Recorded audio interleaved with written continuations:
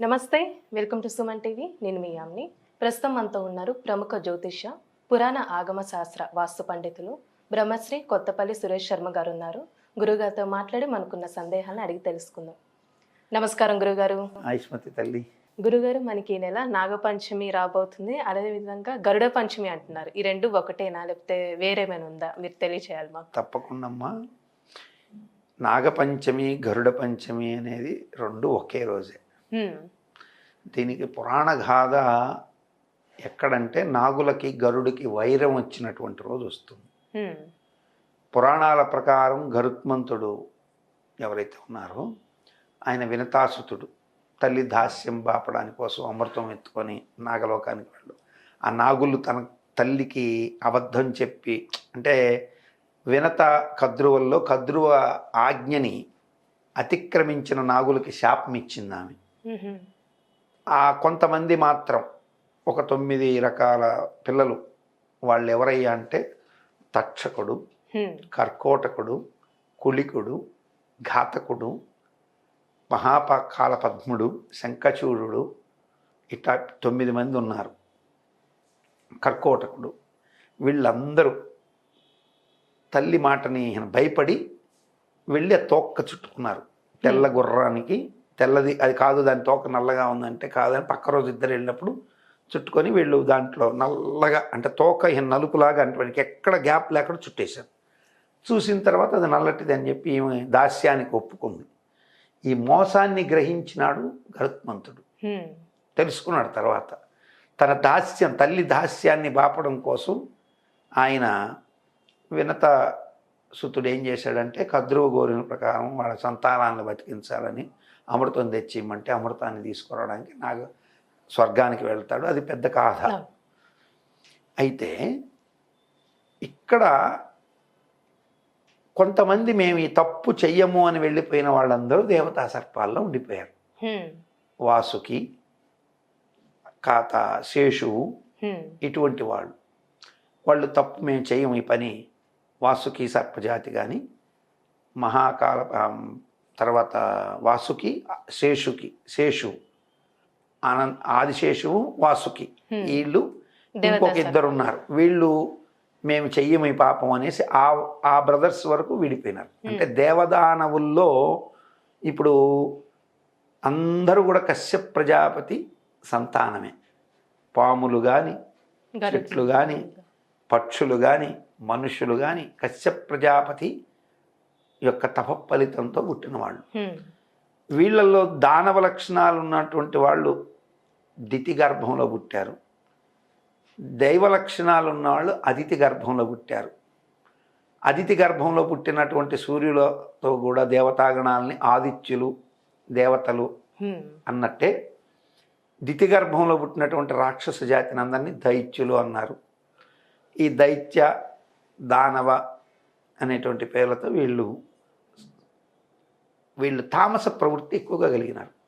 ఇప్పుడు మనం చూస్తున్న పాములు ఏవైతే ఉన్నాయో, కింగ్ కోబ్రాలు, నాగుపాములు, ఇవన్నీ దేవజాతివి కాదు.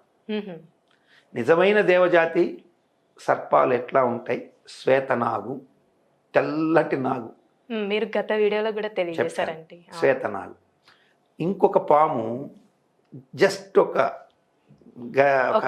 జాన లేకపోతే మోరుంటు. ఇది బంగారు వర్ణంతో మెరుస్తూ మా ఊర్లోనే ఒక పురాతనమైన పుట్టలో కూడా ఉందని నేను చిన్న వయసులో నాగుపాము కూడా అని అన్నారు మీరు. సో వాటిని నిజంగా దేవతా సర్పాలు. ఈ సర్పాల్లో కొన్ని 100 సంవత్సరాలు దాటిపోయిన తర్వాత సహజంగా ఈ విషజాతివి కాదు, ఈ వాసుకి జాతికిలో కొన్ని ఆ పాపాన్ని చెయ్యాలా వద్దా అని తటపటాయిస్తున్న జాతులు కొన్ని ఉన్నాయి. అంటే పాపము చేయలేదు, అట్టని వ్యతిరేకించను లేదు. తల్లి మాట అంటే కద్రువ మాట ప్రకారం మేము భయపడి వెళ్ళి చేస్తామని వెళ్ళినటువంటి వాళ్ళు తక్షకుడు, కర్కోటకుడు, ఘాతకుడు, కుళిక, ఈ శంఖచూడ వీళ్ళంతా వెళ్ళారు. చెయ్యము అని నిష్కర్షగా చెప్పిన వాళ్ళ దగ్గర వాసుకి, శేషు ఉన్నారు. కొంతమంది చెయ్యము, చేయము, చేస్తామా వద్దా తటపటాయింపులో వీళ్ళు మధ్యగా నిలబడిపోయారు. అటువంటి పాములే ఇప్పుడు మనకు అప్పుడప్పుడు పుట్టల్లోంచి పైకి వచ్చేది, ఇట్లా పడిగబట్టి మనల్ని ఆనందించేది, వెళ్ళి శివలింగానికి చుట్టుకొని ఇట్లా పడిగబట్టేది, హ్మ్. లేదా దేవాలయాల్లో తిరుగుతూ సంచరిస్తూ ఎవరికి హాని తలపెట్టకుండా పక్కన వెళ్ళిపోయేవి. కానీ విషజాతి పాములు ఉంటాయి, ఇవి మాత్రం ఏవి మొహమాట పడవు. మనిషి కనపడంగానే ఆమె శాపం ఇచ్చింది, నరుల కంటి పట్టారో మీరు చచ్చారని. హ్మ్. సో వినత కద్రువ శాప ప్రకారం ఈ పాములు ఏం చేస్తాయి, మనిషి గడపంగా వీడెక్కడ మనం చంపేస్తాడని మన మీదకి వెంటనే రియాక్ట్ కట్టడానికి ట్రై చేస్తాయి. కింగ్ కోబ్రా కంటబడి బతికిన మనిషి లేరా? దగ్గరగా ఉండి లేడు. హ్మ్. ఎవడో పాములు పట్టే ట్రైనింగ్ ఉన్నాడైతే టక్మని ఒడుపుగా దాన్ని ఆపే పరిస్థితి చేస్తారు. కానీ కింగ్ కోబ్రా కాటుకి ఒక అంచనా ప్రకారం మొత్తం ప్రపంచ జనాభాలో కింగ్ కోబ్రా లాంటి జాతి పాములలో బారిన పడి చనిపోయిన సంఖ్య కొన్ని లక్షల్లో ఉంది. హ్మ్. ఇక అదే జాతిలో రక్తపింజరి, జర్రిపోతని, ఇంకా కట్ల రకరకాల పాములని అనేకమైన పాములు ఉన్నాయి. ఆ. వాటిల్లో కూడా సాత్విక పాములు కొన్ని ఉన్నాయి. హుహు. 2 తలల పాములు ఉంటాయి. హ్మ్. ఇటువైపు తల ఉంటుంది, అటువైపు తల ఉంటుంది. మనకు 5 తలల సర్పం అంతా కూడా వాసుకి తర్వాత శేష జాతికి చెందినవి. హ్మ్. అవి ఎక్కడ కనపడవు.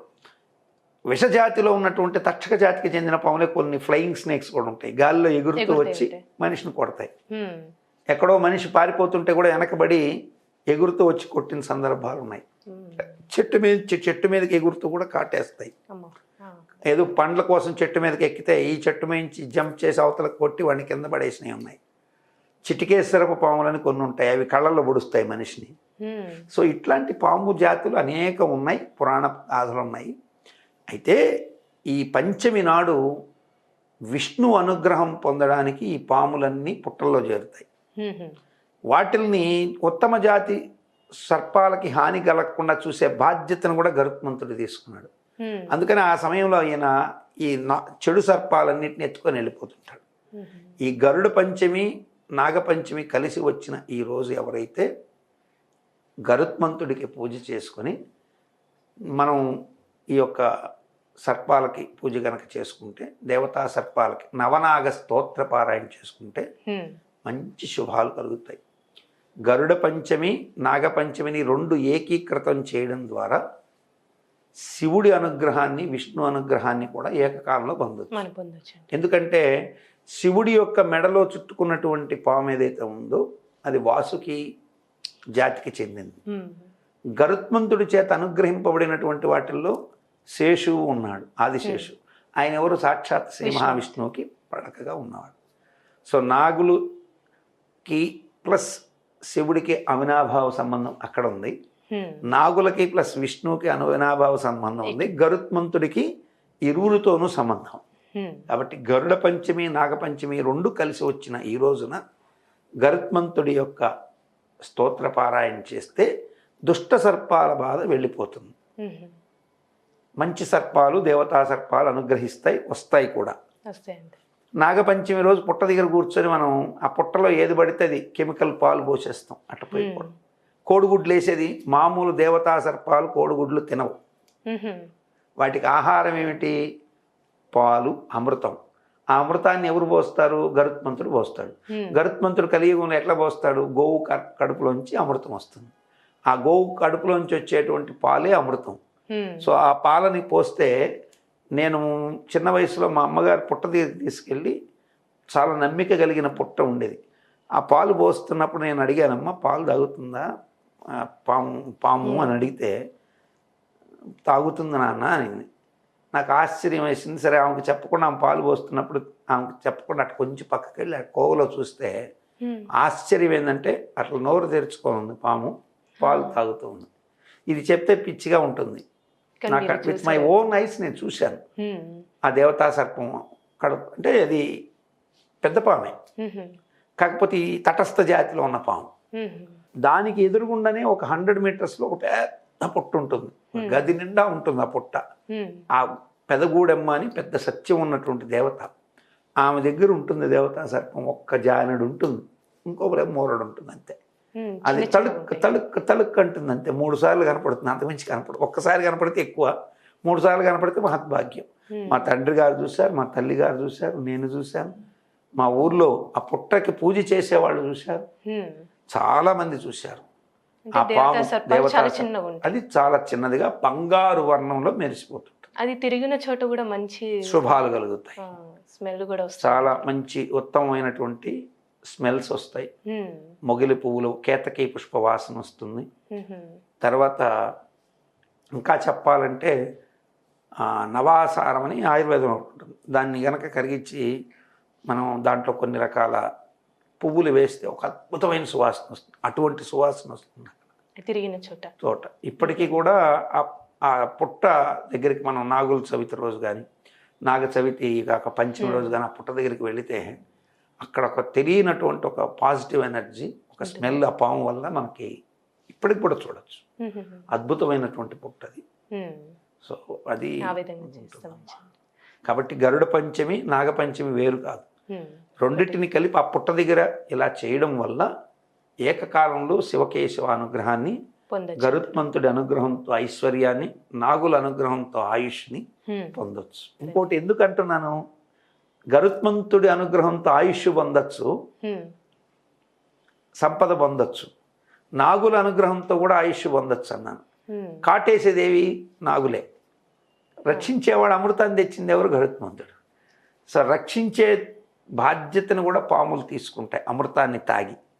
కాబట్టి నాగుల యొక్క అనుగ్రహం, గరుడ అనుగ్రహాన్ని పరిపూర్ణంగా పొందేటువంటి శ్రావణ పంచమి చాలా అద్భుతమైన రోజు.